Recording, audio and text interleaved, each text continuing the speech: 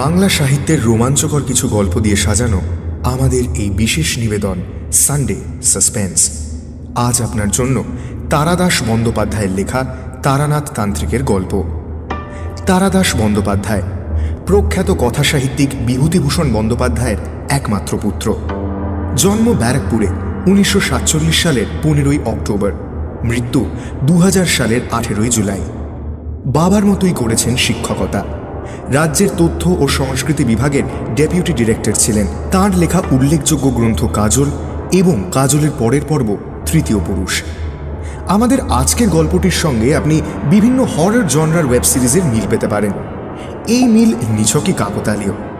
তারানাথ তান্ত্রিক লেখা হয়েছিল বিঞ্জ ওয়াচিং যুগের বহু আগে। গল্পটি আমরা নিয়েছি মিত্র ঘোষ থেকে প্রকাশিত তারানাথ তান্ত্রিক বইটি থেকে। প্রধান চরিত্রে তারানাথ, কালীপ্রসাদ এবং চণ্ডিকা প্রসাদ। গল্প পাঠে মীর ও সোমক। গল্পের সূত্রধার আমি, অগ্নি। শুরু হচ্ছে তারানাথ তান্ত্রিকের গল্প।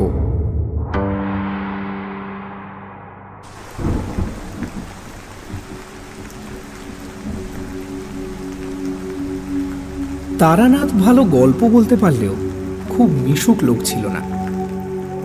এক ধরনের ফুর্তিবাজ জমাট মানুষ থাকে যারা চায়ের আড্ডায়, ময়দানের বেঞ্চিতে কিংবা বিয়ের বাসরে একেবারে দারুণ জমিয়ে তোলে।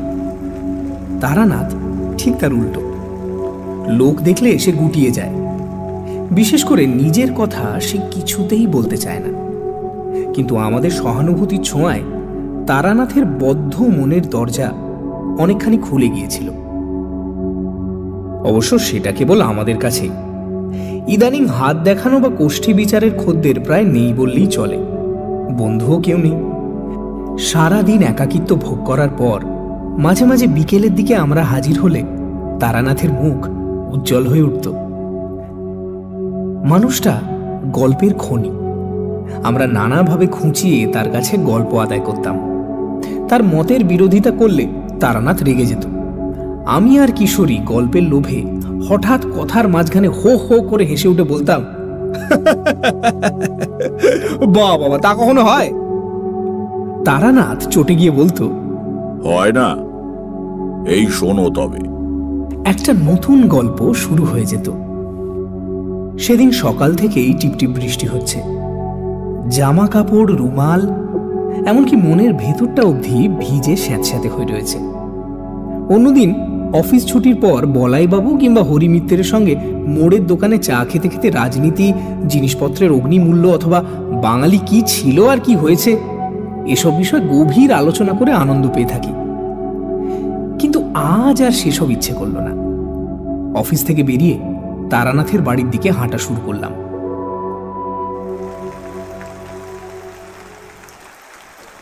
পৌঁছে দেখি কিশোরী সেন আমার আগেই এসে বসে আছে।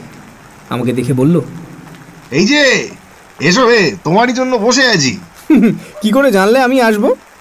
ওর জন্য কি আর মন্ত্রতন্ত্র জানতে হয়? আজ এমন বাদলা করেছে যাকে বলে আড্ডার মেজাজ, না এসে যাবে কোথায়? তারানাথের জন্য এক প্যাকেট পাসিং শো কিনে এনেছিলাম। তাকে দিয়ে বললাম, তারানাথ, আজ একটা ভালো গল্প হবে নাকি? তারানাথ হাত বাড়িয়ে প্যাকেটটা নিল বটে, কিন্তু তার মুখে বিশেষ প্রফুল্লতা দেখলাম না। বিরস মুখে সে বলল, তোমাদের কাছে গল্প বলতে ইচ্ছে করে না, তোমরা আমার গল্প অবিশ্বাস করো। কিশোরী বলল, কই, সব গল্প তো অবিশ্বাস করি না। নেহাত যেগুলো একেবারেই বিশ্বাস করবার মতো নয় সেগুলো বাদে। তারানাথ চটে গিয়ে উঠতে যাচ্ছিল। আমি কথার মোড় ঘোরাবার জন্য বললাম, আরে কিশোরীর কথা ছেড়ে দিন। আসল কথা হচ্ছে, আপনার গল্প যদি সত্যি হয় তাহলে আমরা বিশ্বাস করলেই বা কি আর না করলেই বা কি? সত্য তো কারোর মতামত নির্ভর নয়। তারানাথ কিছুটা শান্ত হয়ে একটা সিগারেট ধরিয়ে বলল, এই যে বিশ্বাসের কথা বললে না, বিশ্বাসে সত্যি অনেক কিছু ঘটায়, সাধারণ বুদ্ধিতে যার ব্যাখ্যা করা যায় না। কিশোরীর ঘাড়ে আজ দুর্গ্রহ ভর করেছিল। সে বলল, তার মানে আপনি বলতে চাইছেন কেউ যদি বিশ্বাস করে সে কোনোদিন মরবে না, তাহলে বিশ্বাসের জোরে সে সত্যি সত্যি অমর হয়ে যাবে? যাবেই তো, তবে তোমার মতো ভিচের লোক পারবে না। হিমালয়ে যেসব প্রাচীন যোগীরা শত শত বছর বেঁচে আছেন, তাঁরা কি করে এত দীর্ঘকাল জীবিত আছেন বলে মনে করো? কেবলমাত্র ইচ্ছা শক্তির জোরে। মানুষের বিশ্বাস ইচ্ছা শক্তিরই একটা প্রকাশ।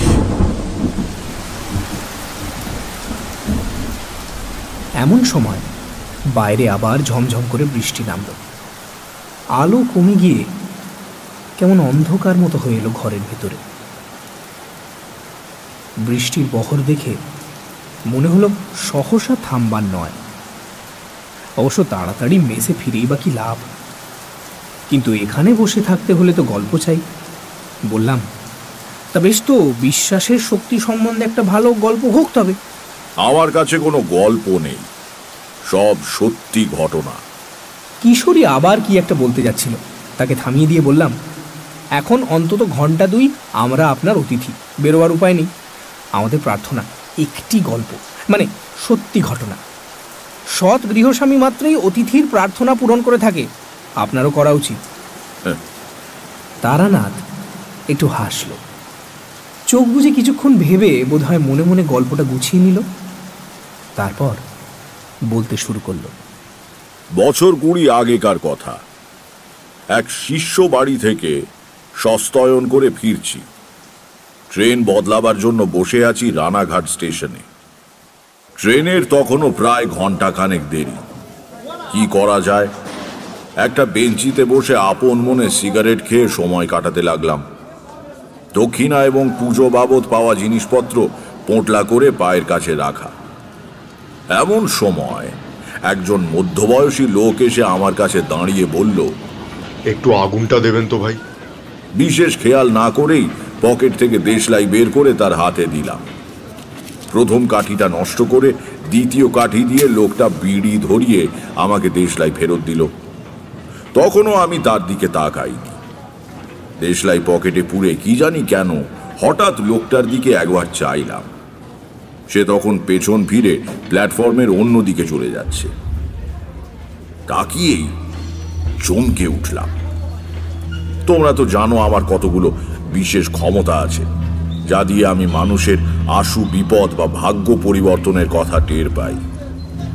পেছন থেকে তাকিয়ে আমি লোকটার শরীর ঘিরে একটা কালো ছায়া দেখতে পেলাম, যেন একটা কালো মাসলিনের ঘেরাটোপের মধ্যে থেকে লোকটা চলাফেরা করছে।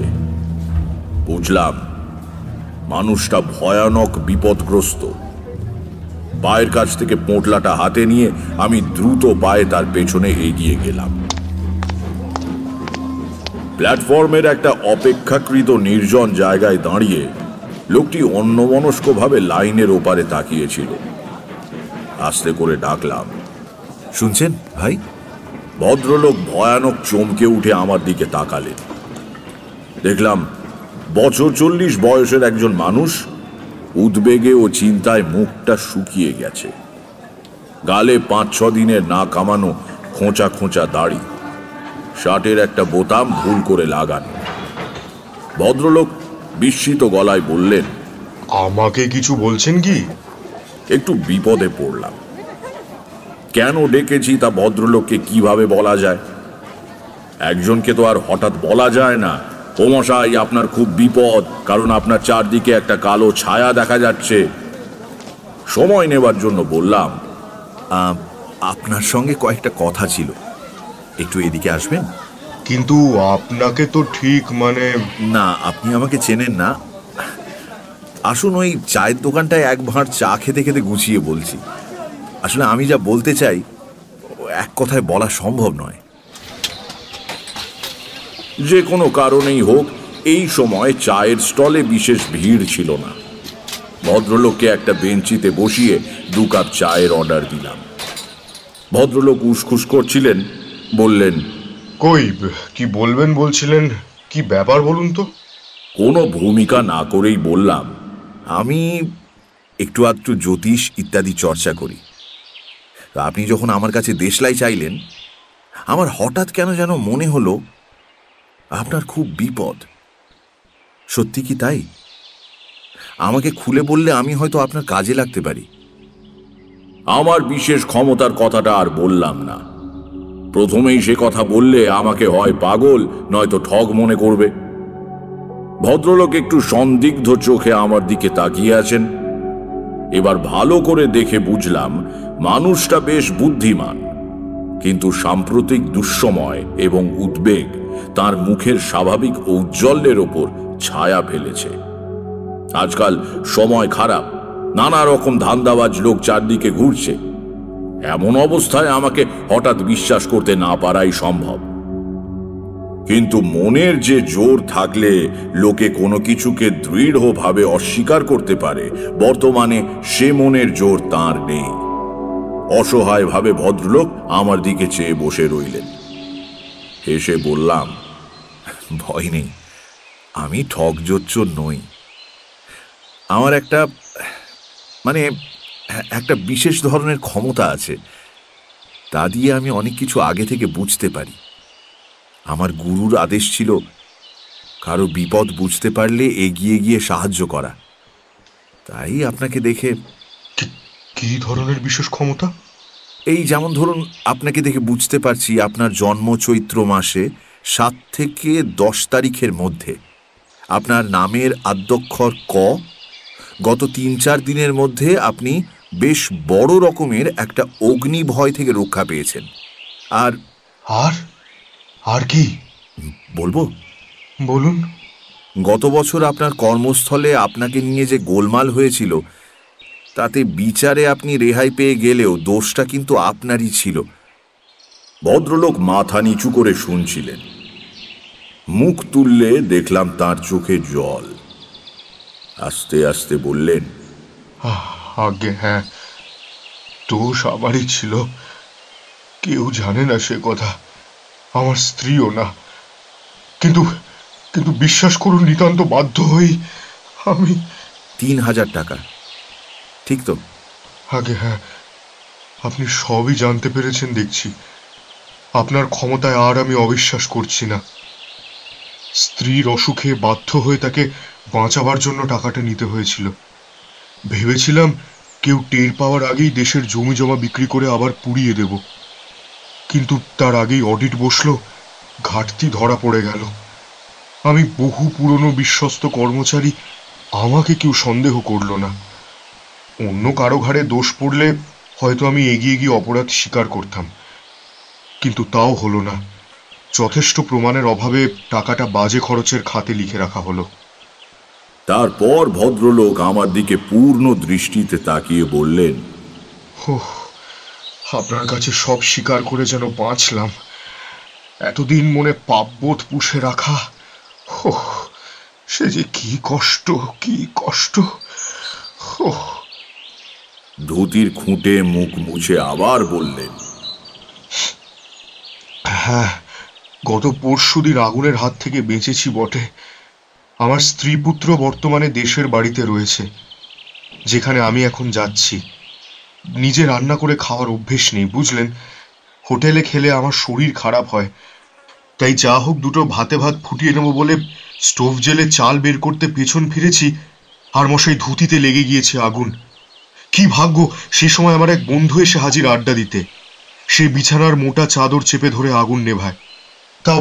তাও দেখুন না কতখানি পুড়ে গিয়েছে। এই যে, এ দেখুন। ডান পায়ের থেকে কাপড় সরিয়ে নিতেই দেখলাম পায়ের গুলি থেকে উরুর পেছন অবধি ভেজা ন্যাকড়ার ফেটটি বাঁধা। চায়ের দোকানের ছেলেটা এসে শূন্য কাপ দুটো নিয়ে গেল। তাকে বললাম আর 2 কাপ চা দিতে। সিগারেটের প্যাকেট বের করে নিজে ধরালাম, ভদ্রলোককেও দিলাম। তা সিগারেটে গোটা কয়েক লম্বা টান দিয়ে তিনি বললেন,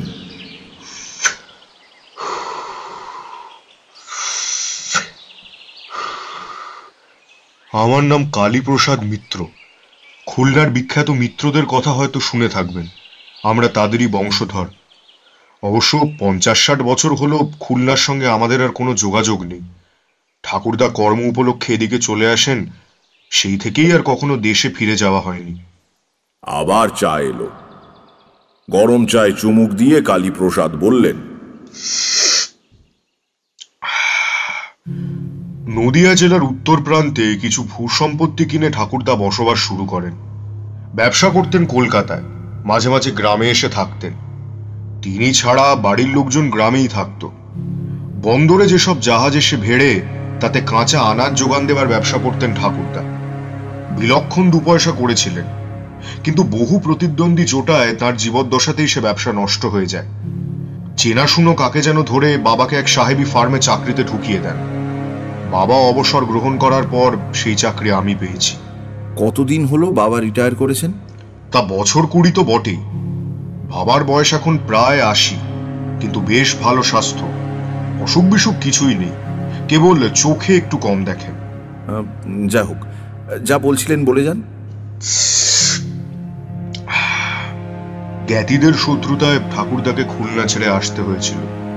আসবার সময় দেশের সম্পত্তির বিশেষ কিছুই আনতে পারেননি। নগদ সামান্য টাকা যা ছিল তাই দিয়েই কলকাতার ব্যবসা শুরু করেন। কেবল প্রাণের চেয়েও প্রিয় একটি জিনিস বয়ে নিয়ে আসেন। কি জিনিস? একটি অষ্ট ধাতুর তৈরি কালী মূর্তি, আমাদের গৃহদেবী। 4-5 পুরুষ ধরে এই মূর্তি আমাদের পরিবারে পুজো পেয়ে আসছে। ঠাকুরদার বাবা মানে আমার প্রপিতামহ, তিনি ছিলেন তন্ত্র সাধক। আজীবন সাধনা করে তন্ত্রের বিভিন্ন শাখায় সিদ্ধি লাভ করেছিলেন বলে শোনা যায়। তার জীবনের শেষ দিকে একবার গ্রহ নক্ষত্রের কি এক বিচিত্র সংস্থান এবং অমাবস্যা একসঙ্গে পড়ে। তেমন যোগ নাকি 100 বছরেও একটা বড় আসে না। সেই বিশেষ অমাবস্যার রাত্রিরে আমার প্রপিতামহ সারা রাত জেগে তন্ত্রের এক গূঢ় প্রক্রিয়া সাধন করেন। শেষ রাত্রে হোমকুণ্ডে পূর্ণাহুতি দিয়ে একটা গোল লোহার কৌটোয় পুজোর উপাচার থেকে কি একটা জিনিস পুড়ে কৌটোটা প্রপিতামহর হাতে দিয়ে বলেন, এই নাও, রাখো। এই যা করে দিয়ে গেলাম, আমাদের বংশে আর হঠাৎ কারো কোনো বিপদ হবে না। সত্যি তারপর থেকে আজ পর্যন্ত এই কৌটোটা আমাদের সব আপদে বিপদে রক্ষা করে এসেছে। কারো অসুখ বিসুখ হলে এই মা কালীর কৌটো তার মাথায় বুকে ঠেকিয়ে দিলে সে ভালো হয়ে ওঠে। ডাক্তার জবাব দিয়ে গিয়েছে এমন মরণাপন্ন রোগীকেও মা কালীর কৌটোর প্রভাবে সেরে যেতে দেখেছি। সেও না হয় কাকতালীয়, কিন্তু কে একবার কৌটোর মহিমা নিয়ে উপহাস করায় বাবা সাপুড়েদের সদ্য ধরা বিষাক্ত গোখরো সাপের সামনে কৌটোটা ধরেন। ছোটবেলার ঘটনা হলেও আমার পরিষ্কার মনে আছে, সাপটা সঙ্গে সঙ্গে মাথা নিচু করে গুটিয়ে এতটুকু হয়ে পড়ে রইল, জোঁকের মুখে নুন পড়লে যেমন হয়। ভাবতে পারেন? এটা কিন্তু দ্রব্যগুণ হতে পারে। ঠিক, দ্রব্যগুণে সাপ বশীভূত হয়, কিন্তু লোহার কৌটো ফুটো করে দ্রব্যগুণ বের হবে কি করে সেটা বলতে পারেন? যথার্থ কথা বললাম, বলে যান। যাই হোক, বিগত 3 পুরুষ ধরে আমাদের পরিবারের ভালো মন্দর ব্যাপারে আমরা মা কালীর কৌটোর উপর নির্ভর করে থাকি। তবু তো আমি আধুনিক লোক, বাস করি আধুনিক কলকাতায়। আমার বিশ্বাস হয়তো অতটা দৃঢ় নয়, কিন্তু বাবা প্রাচীন মানুষ, ডাক্তার উকিলের চেয়ে এই কৌটোর ওপর তাঁর নির্ভরতা বেশি। মাস 4 আগে কলকাতার বাসায় আমার বড় ছেলের খুব অসুখ হয়। ছেলে মরণাপন্ন হয়ে পড়ে। সেই সময় আবার আমার অফিসে অডিট বসেছে, টাকাটার বিষয় নিয়ে হইচই হচ্ছে। ভেতরে বাইরে আমি তখন খুব বিপন্ন।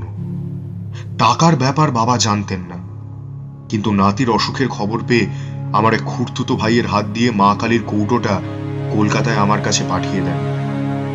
কৌটোর মহিমাতেই কিনা জানি না আমার ছেলেটি সেরে ওঠে, আর আমার অফিসের গোলমালও মিটে যায়।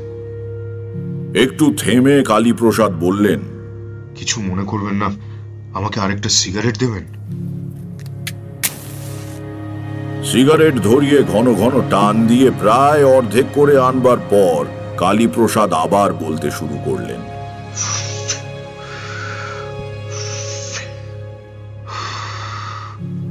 এতদিন মা কালীর কৌটো কলকাতায় আমার কাছেই ছিল। হঠাৎ দিন 2 আগে বাবার এক জরুরি চিঠি পেলাম। সে এক অদ্ভুত চিঠি। ছেলে বউকে কদিন আগেই বাবার দেখাশোনা করার জন্য দেশে পাঠিয়ে দিয়েছিলাম, এখন চিঠি পেয়ে আমিও চলেছি, কৌটোটাও সঙ্গে করে নিয়ে যাচ্ছি। চিঠিটা অদ্ভুত বলছেন কেন? কি আছে চিঠিতে? উত্তরে কালীপ্রসাদ কাঁধের ঝোলা থেকে একটা খাম বের করে আমার হাতে দিয়ে বললেন, নিজেই পড়ে দেখুন। বয়স্ক মানুষের ঈষৎ কম্পিত হস্তাক্ষরে লেখা চিঠি। স্নেহের কালীপ্রসাদ, আশা করি মঙ্গলময়ের কৃপায় কুশলী আছো। এক বিচিত্র ঘটনার সম্মুখীন হইয়া তোমাকে এই পত্র দিতেছি। আজ কয়েকদিন হইল আমাদের বাটিতে নানা অলৌকিক এবং ভৌতিক উপদ্রব আরম্ভ হইয়াছে। ইহার কারণ বা কিভাবে নিরসন হইবে কিছুই বুঝিতে পারিতেছি না। যা হোক, পত্র পাওয়া মাত্র তুমি ছুটি লইয়া দেশে আসিবে। গত 4-5 মাস যাবৎ মা কালীর কৌটা তোমার কলিকাতার বাসায় রহিয়াছে। আসিবার সময় উহা সঙ্গে আনিতে ভুলিবে না। সম্ভবত উহা না থাকাতেই এই উপদ্রব। এই পত্রকে তার মনে করিয়া অবিলম্বে রওনা হইবে। আশীর্বাদ লইও। ইতি চণ্ডিকা প্রসাদ মিত্র। পড়া শেষ করে চিঠিটা কালীপ্রসাদকে ফেরত দিলাম। ভদ্রলোক জিজ্ঞাসা করলেন, কি বুঝলেন? হ্যাঁ, রহস্যময় চিঠি বটে। কি অলৌকিক ব্যাপার কিছু আন্দাজ করতে পারেন? তা কি বলা যায়? সে তো কত কিছুই হতে পারে। আচ্ছা, আগে কখনো আপনাদের বাড়িতে এরকম কিছু হয়েছে? কখনো না। বেলা পড়ে আসছে, আমার ট্রেন আসবার সময় হলো। কালীপ্রসাদ দাঁত দিয়ে নিচে ঠোঁট কামড়ে ধরে কি যেন ভাবছেন। যাক, আমার আর কি করবার আছে। পোঁটলাটা হাতে নিয়ে বেঞ্চি থেকে উঠে দাঁড়ালাম। বললাম, আসি তাহলে, সাবধানে থাকবেন। কালীপ্রসাদ কেমন যেন হতাশ আর ভীত গলায় বললেন, কিন্তু কিন্তু আমার কি হবে জানেন? আমার বড্ড ভয় করছে। আমার বড্ড ভয় করছে। বিপদে ঈশ্বরকে স্মরণ করবেন। একমাত্র তিনি সমস্ত ভয় থেকে মানুষকে মুক্ত করতে পারেন। কালীপ্রসাদের মুখ দেখে মনে হলো না যে আমার উপদেশে তিনি কিছুমাত্র ভরসা পেয়েছেন। অবশ্য সেজন্য তাকে দোষ দেওয়া যায় না। ঈশ্বর অদৃশ্য, আড়ম্বর করে তাঁর পুজো দেওয়া যায়, কিন্তু জীবনের সমস্ত ক্ষেত্রে তার উপর সম্পূর্ণ নির্ভর করা একটা উচ্চ স্তরের সাধনা। সে সাধনায় কালীপ্রসাদ এখনো সিদ্ধি লাভ করতে পারেননি। কিন্তু আমি আর কি করব? বিদায় সূচক সামান্য হেসে পেছন ফিরে হাঁটতে শুরু করলাম। কয়েক পা হেঁটে আসতে না আসতেই কালীপ্রসাদ দৌড়ে এলেন। শুনছেন? শুনছেন? একটু দাঁড়ান, একটু দাঁড়ান। দাঁড়ালাম। কালীপ্রসাদ আমার কাছে পৌঁছে বললেন, আরেকটা কাজ করা যেতে পারে। কি? আপনি কি তাতে রাজি হবেন? বলেই ফেলুন না, আমারও তো এদিকে ট্রেন আসবার সময় হলো। গুরুত্বপূর্ণ কথা শুরু করার ভঙ্গিতে কেশে গলা পরিষ্কার করে কালীপ্রসাদ আমার দিকে তাকিয়ে বললেন, আপনি আমার সঙ্গে আমাদের দেশের বাড়ি চলুন। প্রস্তাবটা নিতান্ত আকস্মিক। অবাক হয়ে বললাম, আমি আপনার বাড়িতে? হ্যাঁ, আপনি অলৌকিক শক্তির অধিকারী। আপনি গেলে আমাদের অমঙ্গল কেটে যাবে। আপত্তি করবেন না, দয়া করে আমার সঙ্গে চলুন। বলুন, যাবেন? লোকটা সত্যি ভয় পেয়েছে, পাওয়াই স্বাভাবিক। একটু চিন্তা করলাম। বাড়িতে এমন কিছু বলে আসেনি যে তাড়াতাড়ি ফিরব। আরো 5-7 দিন দেরি হলে কোনো ক্ষতি নেই। দেখাই যাক না এর সঙ্গে গিয়ে। বললাম, আচ্ছা চলুন, যাব। কালীপ্রসাদের চোখের দৃষ্টি কৃতজ্ঞতায় ভারী হয়ে এলো। আমার হাত দুটো ধরে তিনি বললেন, বাঁচলাম। সত্যি বিশ্বাস করিনি আপনি যেতে রাজি হবেন। ধন্যবাদ, অনেক ধন্যবাদ। একটা ছোট্ট গ্রাম্য স্টেশনে নেমে পাক্কা 3 মাইল হেঁটে কালীপ্রসাদের বাড়ি। গ্রামে যখন ঢুকলাম তখন রাত্রি প্রায় 8টা। পল্লীগ্রামের তুলনায় শেষ রাত। কৃষ্ণপক্ষের সুমুখ অন্ধকার রাত্রি। পঞ্চমীর রাঙা চাঁদ পূব দিগন্তের নিচে থেকে চালতে গাছের পেছন দিয়ে এক অলৌকিক গোলকের মতো উঠে আসছে। গ্রামের প্রায় শেষের দিকে আম জাম গাছে ঘেরা নির্জন বাড়ি, পাঁচিল দিয়ে ঘেরা। সদর দরজায় শেকল নাড়তে একটু বাদে দরজার ফাঁক দিয়ে লণ্ঠনের আলো দেখা গেল। কিন্তু কারো সাড়া শব্দ নেই, যেন ভেতরে যে দাঁড়িয়ে সে সাহস করে দরজা খুলতে পারছে না। কালীপ্রসাদ হেঁকে বললেন, অভিরাম নাকি? দরজা খোল অভিরাম, দরজা খোল।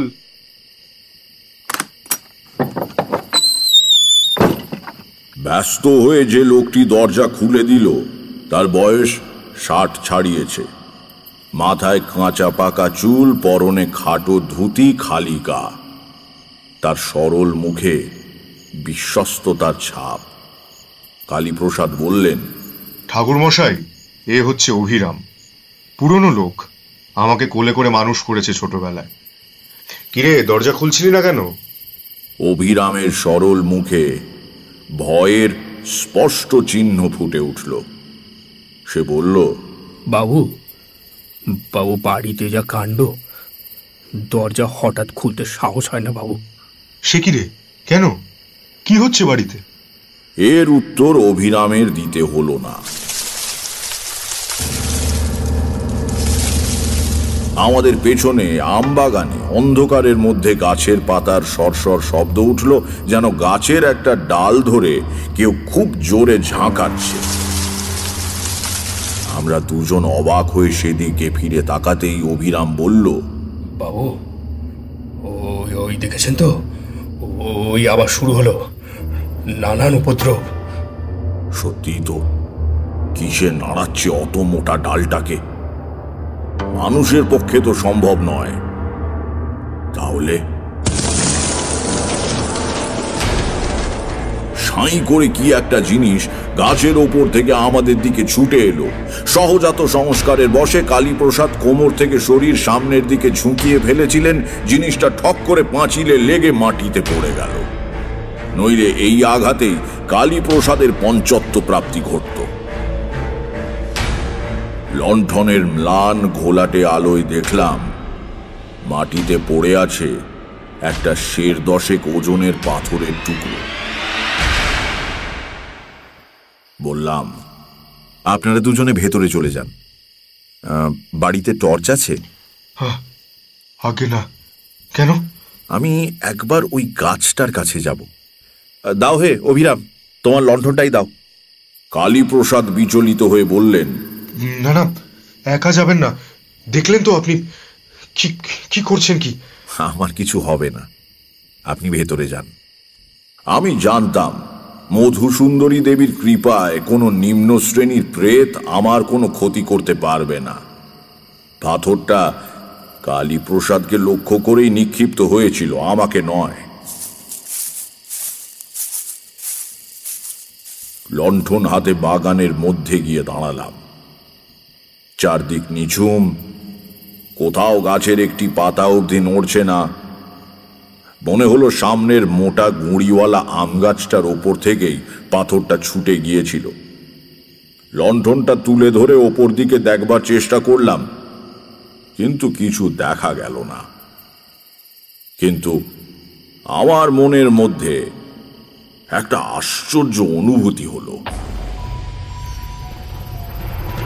মনের একেবারে গভীরে হঠাৎ যেন কে একটা কল বিগড়ে দিল। আমার হাত পা অবশ হয়ে আসছে, সজ্ঞান চৈতন্য নিভে আসতে চাইছে তেলহীন প্রদীপের মতো। আর আমি যেন এক পাও হাঁটতে পারবো না। সমস্ত দেহে মনে কি অস্বস্তি সে ভাষায় বোঝানো যাবে না। নিজের ক্ষমতার ওপর অগাধ বিশ্বাস নিয়ে একা এখানে এসেছিলাম। এবার আমার অকস্মাৎ ভয় করতে লাগলো। মৃত্যু ভয় নয়, যে কোনো কারণেই হোক সে ভয় আমার কোনোদিনই হয়নি। কোনো অজানা শক্তির মুখোমুখি হতে গেলে যে ভয় হয় সেই রকম।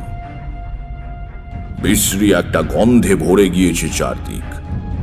প্রতি নিঃশ্বাসে গন্ধটা একেবারে ফুসফুসের ভেতর অবধি চলে গিয়ে যেন শরীরকে অপবিত্র করে দিচ্ছে।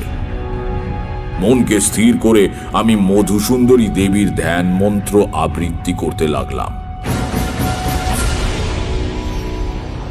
প্রায় সঙ্গে সঙ্গেই পরিবেশ থেকে দুর্গন্ধ দূর হয়ে গেল, মনের বল ফিরে পেলাম। দরজা খোলাই ছিল। ভেতরে ঢুকে দেখি উঠোনের ওপারে বারান্দায় বাড়ির সবাই জড়ো হয়ে শঙ্কিত চোখে তাকিয়ে আছে। আমি ঢুকতেই কালীপ্রসাদ বললেন, এই তো ঠাকুর মশাই। আমরা যা ভয় পেয়ে গিয়েছিলাম। কালীপ্রসাদের কাঁধে হাতের ভর রেখে যিনি দাঁড়িয়ে আছেন, আন্দাজে বুঝলাম তিনিই চণ্ডিকা প্রসাদ। ফর্সা মানুষ, দীর্ঘদেহী, দেখে বোঝা যায় এককালে খুবই সুপুরুষ ছিলেন। অগোছালো ধরনের ধুতি পরা। বারান্দায় উঠে লণ্ঠনটা নামিয়ে রাখলাম। চণ্ডিকা প্রসাদ এগিয়ে এসে বললেন, কালী আমাকে এতক্ষণ আপনার কথা বলছিল। আপনি যে কষ্ট করে এসেছেন। ও কথা বলবেন না, আপনি আমার বাবার বয়সী।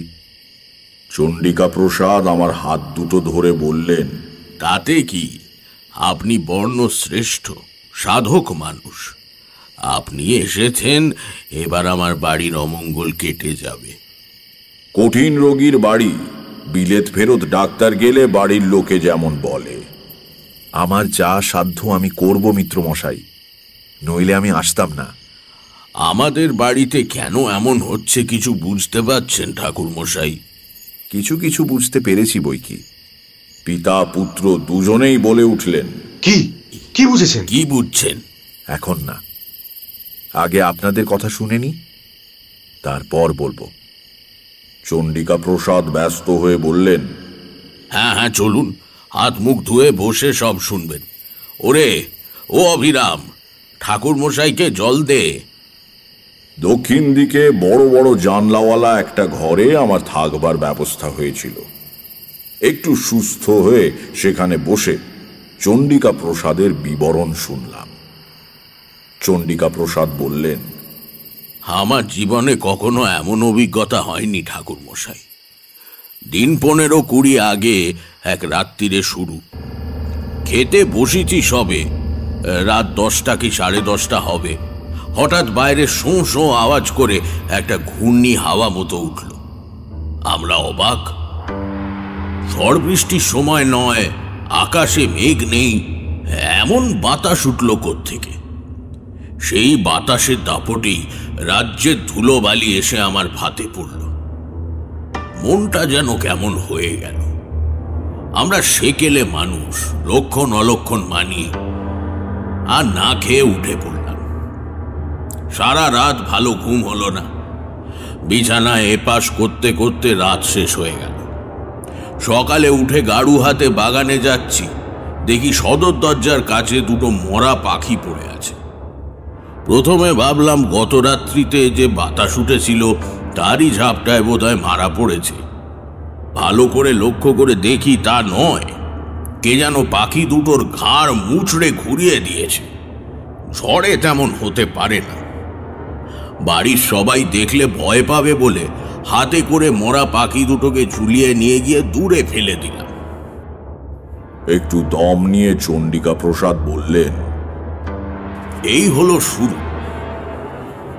মাঝে মাঝেই উল্টোপাল্টা বাতাস দেয়, বাড়ির জিনিসপত্র হুড়মুড় করে পড়ে যায়, অদ্ভুত গোঙানির শব্দ শোনা যায় বাড়ির চারপাশে। এসব কিন্তু আমার বাড়ির এবং চারদিকের কিছুটা জায়গায় ঘটে। পরে গ্রামের মধ্যে জিজ্ঞেস করে দেখেছি, তারা ঝড় বাতাস কিছুই টের পায়নি। কেন এমন হচ্ছে কিছুই বুঝতে পারছি না। আপনি কি বলেন ঠাকুর মশাই? চণ্ডিকা প্রসাদের দিকে তাকিয়ে বললাম, আপনার বাড়িতে কোনো প্রেতের উপদ্রব হচ্ছে না, অন্তত যে অর্থে আমরা প্রেত কথাটা ব্যবহার করি সে অর্থে নয়। ভদ্রলোক অবাক হয়ে বললেন, তাহলে? ব্যাপারটা আপনাকে বোঝানো একটু কঠিন হবে।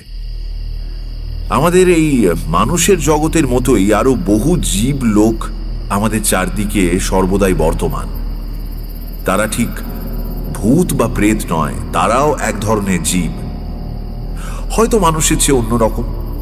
তাদের মন, চিন্তা, আচার ব্যবহার সবই মানুষের থেকে আলাদা। আমাদের বিচারে হয়তো অমানুষিক। সে জগতের সমস্ত পদার্থই আমাদের কাছে অদৃশ্য ও অস্পর্শযোগ্য। বস্তুত একই স্থান অধিকার করেও এই দুই জগৎ একে অপরের কাছে অস্তিত্বহীন। কিন্তু মাঝে মাঝে প্রকৃতির কোনো আশ্চর্য খেয়ালে এই ছায়া জগৎ আমাদের জগৎটাকে স্পর্শ করে। এখানে ঠিক তাই হয়েছে। আমরা কোনোভাবে তাদের দুনিয়াতে ঢুকে পড়েছি। সেটা তাদের পছন্দ না হলে তাদের দোষ দেওয়া যায় না। যা ঘটতে দেখছেন সেটা হচ্ছে আমাদের জাগতিক বস্তুর ওপর তাদের মানসিক শক্তির ক্রিয়া। হয়তো তারা ভাবছে এইভাবে ভয় দেখিয়ে তাদের জগৎ থেকে তারা আমাদের দূর করতে পারবে। বাড়িতে বেড়াল কুকুর ঢুকলে আমরা যেমন ঠেঙিয়ে তাড়াই আর কি। পার্থক্য এই যে এক্ষেত্রে এসবে কোনো কাজ হবে না। পরিবেশে আর একটা বড় রকমের ঝাঁকুনি লাগলে দুটো জগৎ আবার বিচ্ছিন্ন হয়ে যাবে, তার আগে নয়। আমি থামতে চণ্ডিকা প্রসাদ কিছুক্ষণ স্তব্ধ হয়ে বসে রইলেন। তারপর বললেন, এসব আপনি জানলেন কি করে? খুলে বললে বিস্তর কথা বলতে হয়, ইচ্ছে করছিল না। সংক্ষেপে বললাম, আমি জানতে পারি। ওই ঝাঁকুনি না কি বলে, সেটা কি করে দেওয়া যায়? সেটা আপনা আপনি হয়ে যেতে পারে, যেমন করে শুরু হয়েছিল। সস্তয়ন বা স্থান শুদ্ধি গোছের একটা হোমও করতে পারি। কিন্তু আপনাকে সত্যি কথাই বলে রাখা ভালো, এই ধরনের উপদ্রবের কথা আমি গুরুদেবের কাছে শুনেছি মাত্র, নিজের চোখে দেখছি এই প্রথম। এ বিষয়ে আমার বিশেষ কোনো অভিজ্ঞতা নেই। আমার হোমে কতদূর কাজ হবে জানি না। চণ্ডিকা প্রসাদ কি একটা ভাবলেন, তারপর বললেন, তা হোক, আপনি হোমের আয়োজন করুন। আর একটা কথা, যদি কিছু মনে না করেন। না, বলুন আপনি। একটু ইতস্তত করে চণ্ডিকা প্রসাদ বললেন, আপনার ওপরেই যদিও সবকিছু ছেড়ে দিচ্ছি, তবু আমার নিজস্ব বিশ্বাসের জন্য যদি কিছু ক্রিয়াকলাপ করি তাতে আপনার আপত্তি হবে না তো? না, আমার কি আপত্তি, করুন আপনার যা ইচ্ছে। চণ্ডিকা প্রসাদ ছেলের দিকে তাকিয়ে বললেন, কালী, কৌটোটা এনেছিস তো? হ্যাঁ বাবা, এনে দেবো? নিয়ে আয়। কালী প্রসাদ উঠে পাশের ঘর থেকে মা কালীর কৌটো এনে বাবার হাতে দিলেন। সেটা নিয়ে চণ্ডিকা প্রসাদ আমার দিকে তাকিয়ে বললেন, এটার কথা শুনেছেন বোধ হয়? হ্যাঁ, কালীবাবু আসতে আসতে আমাকে বলেছেন। তাহলে তো আপনি সবই জানেন। এই কৌটোর ওপর আমাদের সবার একটা গভীর বিশ্বাস আছে আর কি। তবে বিশ্বাসটা অযৌক্তিক নয়, পরীক্ষিত সত্য। গ্রামে বসন্তের মড়ক লেগে হাহাকার পড়ে গিয়েছিল। এই কৌটো হাতে মা কালীর নাম করতে করতে বাড়ির চারদিকে ঘুরে গণ্ডি কেটে দিয়েছিলাম। অর্ধেক গ্রাম সাফ হয়ে গিয়েছিল, কিন্তু আমাদের বাড়িতে অসুখ ঢোকেনি। আজও তাই করব ভাবছি। কৌটো নিয়ে বাড়ির চারধারে গণ্ডি কেটে দেব। আসবেন আমার সঙ্গে? কালী, তুইও আয়। বাইরে যাবার জন্য সবে উঠে দাঁড়িয়েছি, হঠাৎ বাড়ির ভেতরে হুড়মুড় করে বিকট শব্দ হলো। ধাতব কিছু পড়ে যাওয়ার আওয়াজ। চণ্ডিকা প্রসাদ বললেন, ওই শুরু হলো আবার, চলুন দেখি। ভেতরের বারান্দা থেকে আওয়াজ এসেছিল। সেখানে গিয়ে দেখলাম বাড়ির মেয়ে আর বাচ্চারা বারান্দার অপর প্রান্তে কাঠ হয়ে দাঁড়িয়ে আছে। 10-12 খানা ইট দিয়ে বেদি মতো করে তার উপরে একটা লোহার ড্রাম দাঁড় করানো ছিল চাল রাখবার জন্য। সেটা উল্টে পড়ে চাল ছড়িয়ে পড়েছে চতুর্দিকে। আমরা যখন পৌঁছলাম তখনও ড্রামটা গড়াচ্ছে। আমাদের পায়ের কাছে এসে থেমে গেল।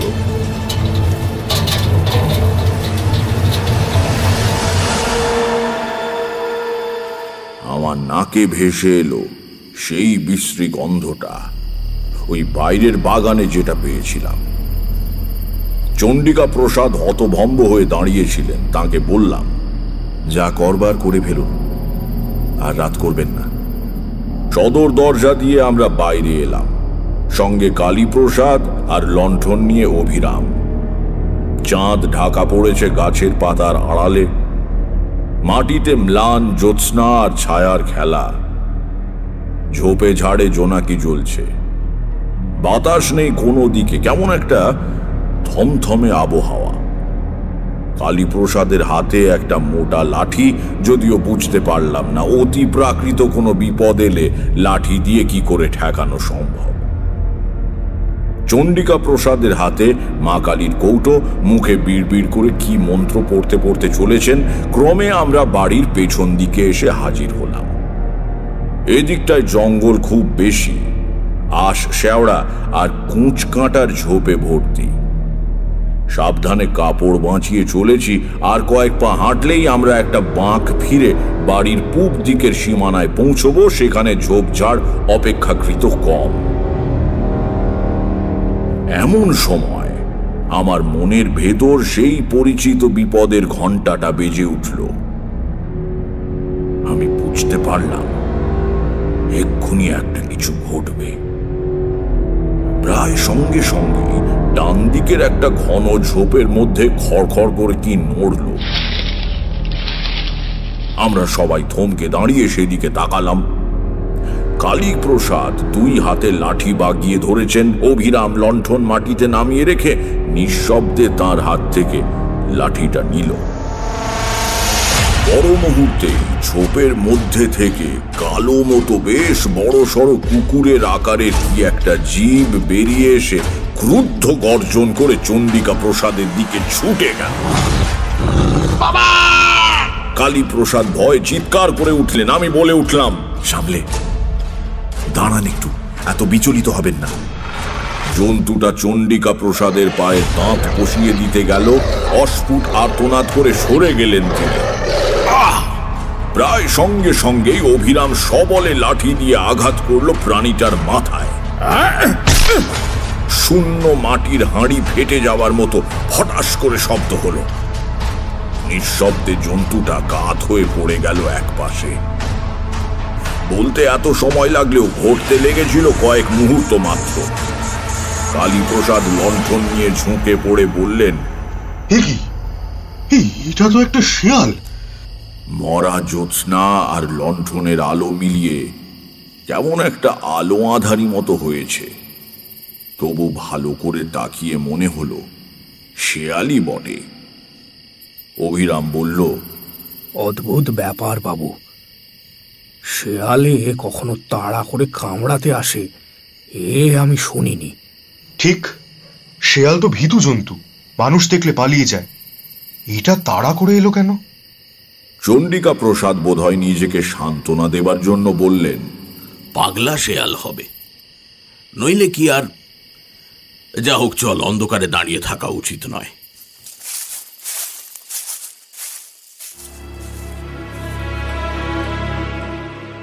এদিনের গৃহ প্রদক্ষিণের একটা ফল কিন্তু হাতে হাতে দেখতে পেলাম। সে রাত্রির থেকে বাড়ির ভেতরের উপদ্রব বন্ধ হয়ে গেল। সারা রাত সজাগ হয়ে শুয়ে রইলাম। কাশির শব্দ শুনে টের পাচ্ছিলাম চণ্ডিকা প্রসাদও জেগে, কিন্তু সে রাতে আর কোনো উপদ্রব হলো না। পরের দিন সমস্ত ব্যাপারটা অদ্ভুতভাবে মিটে গেল। যে কথা বলবার জন্য এই গল্পের অবতারণা, আমাকে আর যোগ্য করতে হয়নি। এই ঘটনায় আমার ভূমিকা ছিল শুধুই দ্রষ্টার। মরা শেয়ালটার পা ধরে টেনে অভিরাম দূরে আমবাগানের ওপাশে একটা পতিত জমিতে ফেলে দিয়ে এসেছিল। রাত্রিরেও কোনো উপদ্রব হয়নি। সকালে উঠে দেখলাম বেশ প্রসন্ন সূর্যের আলোয় চারদিক ভরে আছে। চণ্ডিকা প্রসাদের সঙ্গে নানা বিষয়ে আলাপ করে দিনটা কেটে গেল। ভদ্রলোক সেকেলে মানুষ হলেও হিন্দু শাস্ত্রের বিভিন্ন দিক নিয়ে বেশ পড়াশোনা করেছেন। দুপুরে সুন্দর দিবানিদ্রা দিয়ে যখন উঠলাম, তখন বিকেলের রোদ মিলিয়ে গিয়ে ছায়া গাঢ় হয়ে এসেছে। বাইরের তক্তাপোষে বসে চণ্ডিকা প্রসাদ হুঁকোয় টান দিচ্ছিলেন, সেখানে গিয়ে বসলাম।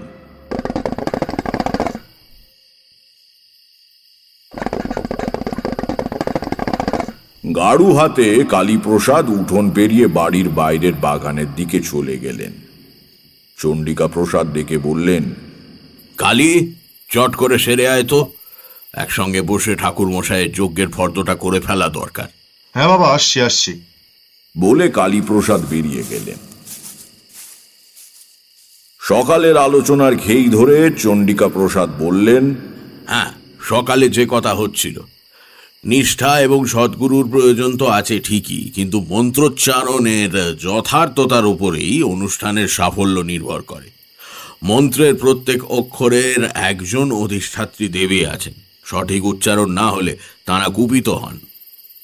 বাড়ির ভেতর থেকে গরম ভাজা পরোটা আর আলু ভাজা এলো। খেতে খেতে গল্প চলল।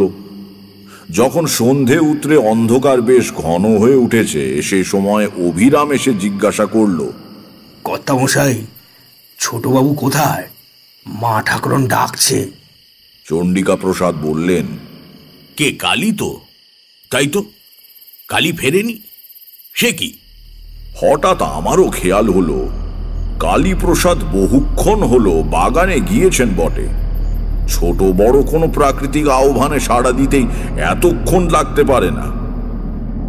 দু এক মুহূর্তের ভেতর ব্যাপারটা সম্যক উপলব্ধি করে আমরা লাফিয়ে উঠলাম।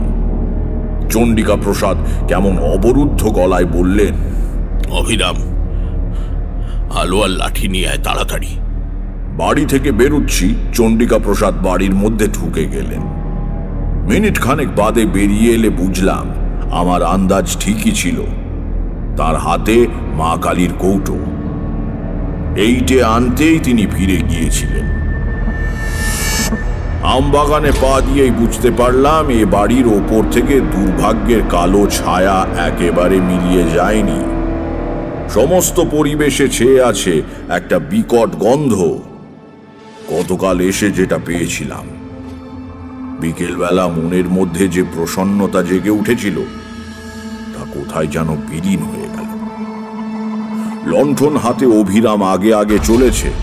সে ডাকছে, ছোট বাবু গো, ও ছোট বাবু। চণ্ডিকা প্রসাদ ডাকছেন, কালী, কালী। ওদিকে আমার বুক গুড়গুড় করছে।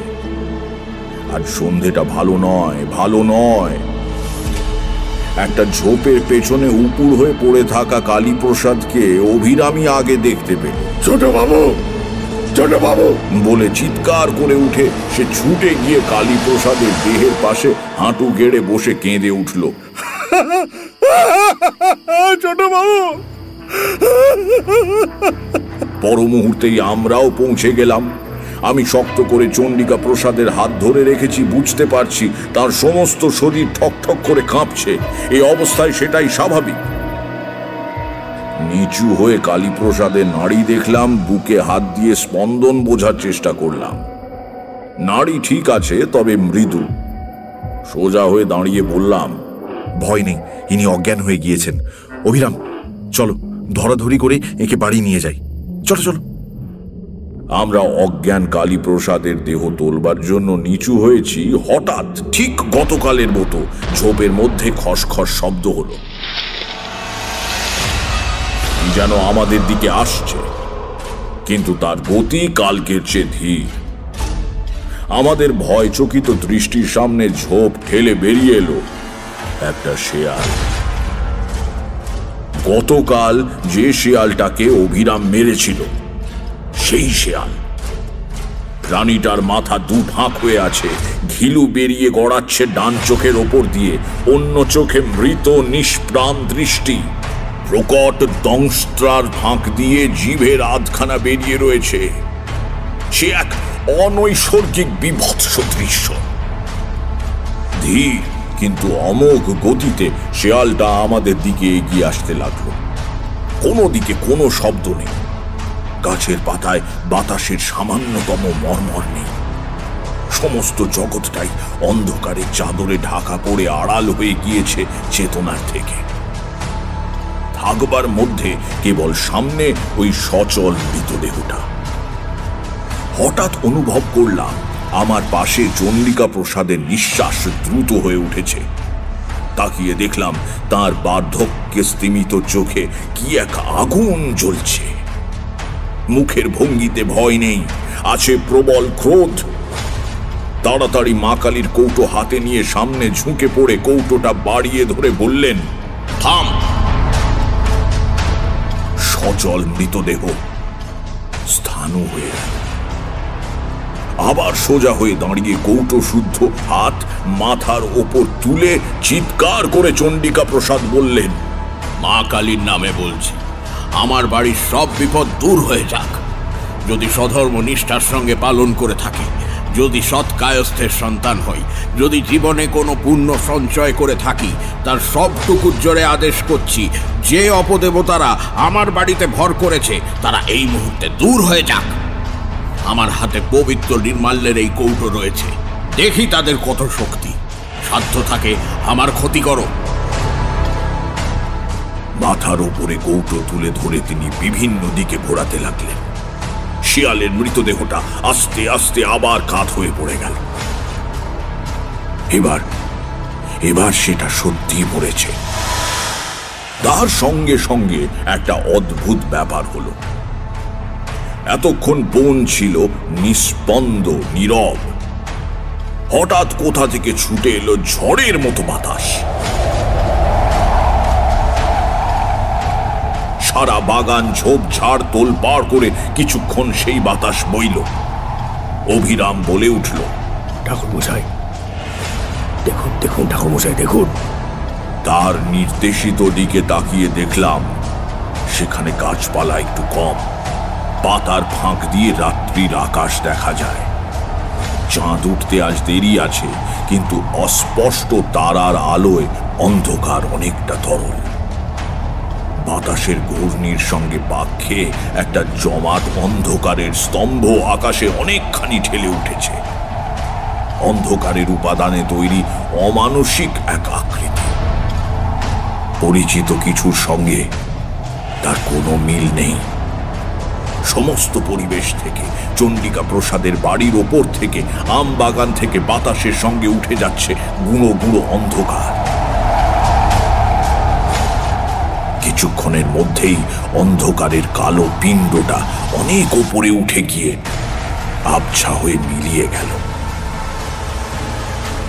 তারপরেই বনের বাইরে থেকে ভেসে এলো এক ঝলক বাতাস। বুক ভরে নিঃশ্বাস নেবার মতো সহজ, স্বাভাবিক, মুক্ত বাতাস। কিটকিট করে নিশাচর কীট পতঙ্গেরা ডাকতে শুরু করলো। আমরা কেউ কথা না বললেও বুঝতে পারলাম অমঙ্গলের ছায়াটা একেবারে সরে গিয়েছে। কালীপ্রসাদকেও বয়ে নিয়ে যাবার প্রয়োজন হলো না। এর কিছুক্ষণের মধ্যেই তার জ্ঞান ফিরে এলো। বাগান থেকে ফেরবার মুখে শেয়ালটা এসে ওর সামনে দাঁড়িয়েছিল। ভদ্রলোক স্নায়ুর ওপর এত চাপ সহ্য করতে পারেননি। ফেরবার সময় চণ্ডিকা প্রসাদ বললেন, দেখলেন আমার মা কালীর কৌটোর গুণ, সব বেটাকে তাড়িয়ে দিলাম। তা বটে। তারানাথ থামল।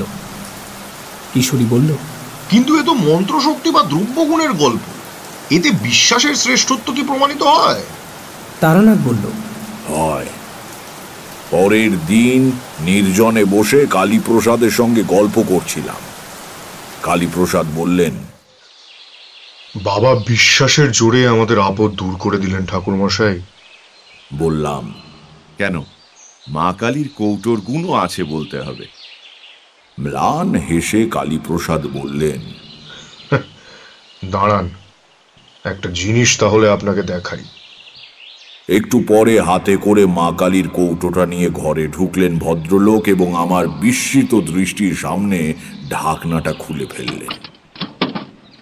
বাধা দিয়ে বলে উঠলাম, ও কি করছেন? মন্ত্রপুত নির্মাল্য খুলতে নেই, ওতে গুণ নষ্ট হয়ে যায়। কিছু না বলে কালীপ্রসাদ বিছানার ওপরে কৌটোটা উপুড় করে ধরলেন। ভেতরে যা ছিল চাদরের ওপর ছড়িয়ে পড়ল। ভেতর থেকে বেরুলো কতকগুলো গোল গোল করে পাকানো খবরের কাগজের গুলি। আর কিচ্ছু নেই। অবাক হয়ে বললাম, এ কি, নির্মাল্য কই? নেই। তার মানে?